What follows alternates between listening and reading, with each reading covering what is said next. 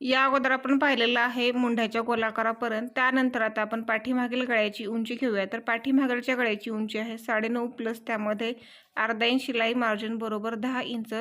त्यानंतर आपल्याला गळ्याला एक बॉक्स तयार करून घ्यायचा आहे आणि गळ्याला गोलाकार द्यायचा आहे। तो कोणावरून आपल्याला 1 इंचावरती पॉईंट द्यायचा आहे आणि गळ्याला गोलाकार देऊन घ्यायचा आहे।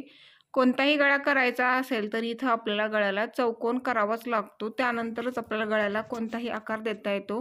आता आपल्याला कमरेच्या भागाचा डाच घ्यायचा आहे। तर त्यासाठी मी शोल्डरचं सेंटर घेतलं आणि कोपऱ्यापासून सेंटरपर्यंत मोजलं, 4 इंच आलं। डाचाची उंची पण 4च इंच घ्यायची आहे आणि डाच मार्किंग करून घ्यायचा। डाचाच्या दोन्ही साईडने आपल्याला अर्धा अर्धा इंचावरती पॉईंट द्यायचे आहेत, म्हणजे डाचाला आपल्याला शिलाई अर्धा इंचावरती द्यायची असते। इथं आपला पाठीमागलचा भाग तयार आहे, तर आता मी कट करून घेते।